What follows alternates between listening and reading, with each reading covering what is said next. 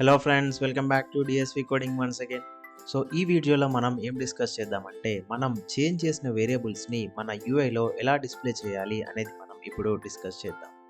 So నిన్న మనం discuss చేసినట్టు ఏదైనా మనం వేరియబుల్ని ఆర్ వాల్యూని చేంజ్ చేస్తే అది మన యూఐలో కనిపించాలంటే డామ్లో అప్డేట్ అవ్వాలి అని చెప్పి డిస్కస్ చేసాం. సో ఈ డామ్ మ్యానిపులేషన్స్ అన్నీ రియాక్ట్ చూసుకుంటుంది. సో మనం ఏం చేయాలి, మనం వర్చువల్ డామ్ని మేనేజ్ చేస్తే ఆ వర్చువల్ డామ్ నుండి రియల్ డామ్కి మ్యానిపులేట్ చేయడం అండ్ దాని యూఐలో డిస్ప్లే చేయడం మొత్తం రియాక్ట్ చూసుకుంటుంది. సో ఇక్కడ మనం రియాక్ట్ నేర్చుకుంటున్నాం. సో ఈ వర్చువల్ డామ్ని మ్యానిపులేట్ చేయడానికి కూడా మనం పెద్దగా కష్టపడాల్సిన అవసరం ఏం లేదు. రియాక్ట్ మనకు కొన్ని టూల్స్ అయితే ఇస్తుంది. ఆ టూల్స్ని యూజ్ చేసి మనం ఈ డామ్ మ్యానిపులేషన్స్ అయితే చేయొచ్చు. సో వాటినే మనం హుక్స్ అని చెప్పేసి అంటాం. సో ఈ నేమ్ వచ్చేసరికి రియాక్ట్లో సమ్ ఫ్యాన్సీ నేమ్ లాగా కనిపిస్తుంది, బట్ ఏం లేదు. జస్ట్ ఇదేంటంటే రియాక్ట్లో ప్రీ డిఫైన్డ్ ఫంక్షన్స్. సో ఈ ఫంక్షన్ని ఆర్ ఈ ఫంక్షన్స్ని యూజ్ చేసుకొని మనం డామ్ మ్యానిపులేషన్స్ చేయొచ్చు. అండ్ అగైన్ ఇక్కడ డామ్ అంటే వర్చువల్ డామ్. మనం ఓన్లీ వర్చువల్ డామ్ని మాత్రమే టచ్ చేస్తాం.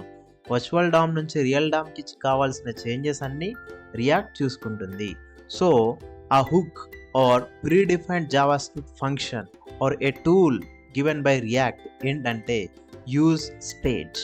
సో దీని నేమ్ UseState అని ఎందుకు ఉంది అంటే ఏదైనా ఒక వేరియబుల్ని మనం చేంజ్ చేస్తున్నాము అంటే ఇండైరెక్ట్లీ దాని స్టేట్ని మనం చేంజ్ చేస్తున్నాము అన్నట్టు. అంటే ఇనిషియల్గా 20 ఉన్న ఈ వాల్యూ మనకి ఈ లైన్ ఆఫ్ కోడ్ వల్ల 20 టైమ్స్ మల్టిప్లై అవుతుంది. సో దాని స్టేట్ని మనం చేంజ్ చేస్తున్నాం. సో అందుకోసం మనం ఈ UseState అనే హుక్ ని యూస్ చేస్తాం. సో ఇప్పుడు దాన్ని ఎలా యూస్ చేద్దామో ఇప్పుడు చూద్దాం. So first of all UseState అంటే ఏంటంటే ఇది ఒక JavaScript function are pre defined JavaScript function which is available in react. And దీన్ని మనం స్టేట్ ని మ్యానిపులేట్ చేయడానికి యూస్ చేస్తాం. సో ఈ UseState ఏం చేస్తుందంటే మనకి ఒక వాల్యూని ఇస్తుంది, ఒక ఫంక్షన్ ఇస్తుంది. ఓకే, సో ఒక వాల్యూని ఒక ఫంక్షన్ని ఒక అరే ఫామ్ లో ఇది మనకి రిటర్న్ చేస్తుంది.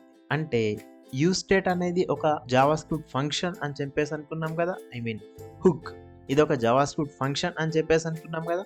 సో ఫంక్షన్ కి రిటర్న్ టైప్స్ అనేవి ఉంటాయి. సో ఈ UseState అనే ఫంక్షన్ ఆర్ హుక్ మనకి ఒక అరేని రిటర్న్ చేస్తుంది. ఆ అరేలో ఏముంటుందంటే వాల్యూ ఉంటుంది అండ్ ఆ వాల్యూని చేంజ్ చేయడానికి కావాల్సిన ఒక ఫంక్షన్ ఉంటుంది. సో ఒకసారి దాన్ని ఎలా చేద్దామో ఒకసారి ఇప్పుడు మనం ఇక్కడ చూద్దాం. సో జస్ట్ సింపుల్ UseState ఇలా యూస్ చేయాలి. సో ఇక్కడ వచ్చేసరికి మీరు ఏ వేరియబుల్ని అయితే యూస్ చేయాలనుకుంటున్నారో దాని ఇనిషియల్ వాల్యూని ఈ UseStateకి పాస్ చేయాలి. సో ఇక్కడ మన ఇంక్రిమెంట్ వాల్యూ, ఇక్కడ ఉన్న మన ఇంక్రిమెంటెడ్ వాల్యూ యొక్క ఇనిషియల్ వాల్యూ 20. సో మనం ఇక్కడ 20ని పాస్ చేస్తాం. సో ఇది మనకి ఏం రిటర్న్ చేస్తుంది అంటే ఒక అరేని రిటర్న్ చేస్తుంది. సో అరే వచ్చేసరికి కాన్స్ట్, సో వాల్యూ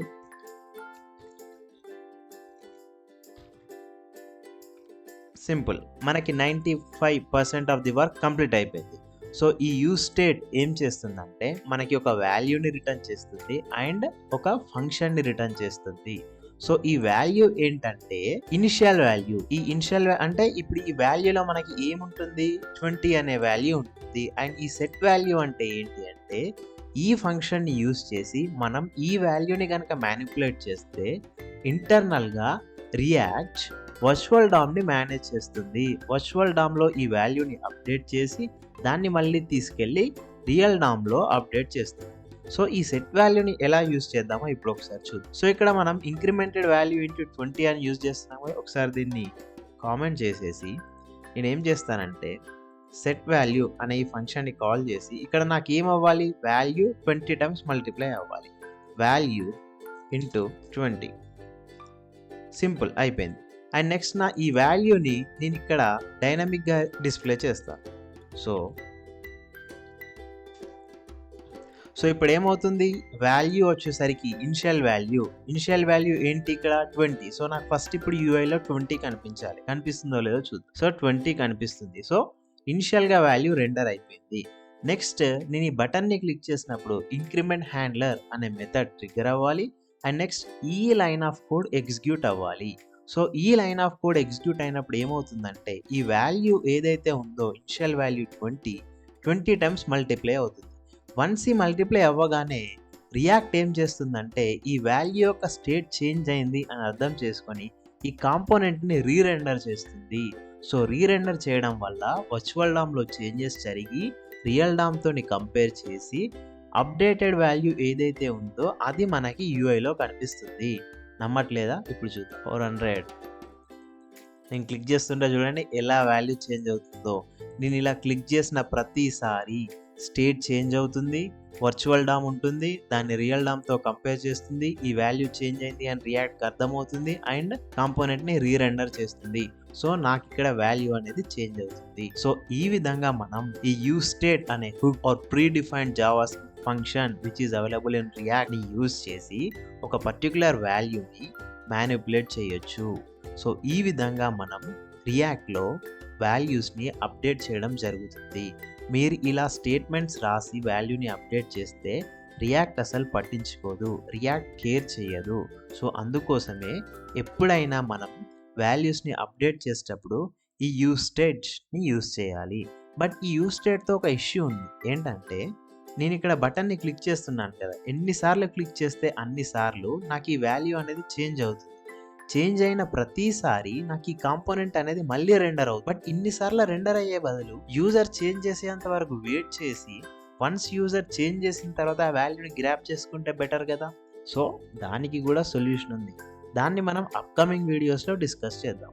సో ఇది ఫ్రెండ్స్, ఒక వాల్యూని రియాక్ట్లో మనం ఎలా అప్డేట్ చేయాలి అండ్ దాన్ని ఎలా యూఐలో డిస్ప్లే చేయాలి అని చెప్పేసి. సో వీడియో నచ్చినట్టయితే లైక్ చేయండి అండ్ నెక్స్ట్ వీడియో కోసం మన ఛానల్ని సబ్స్క్రైబ్ చేసుకోండి. Thank you for watching. Bye bye.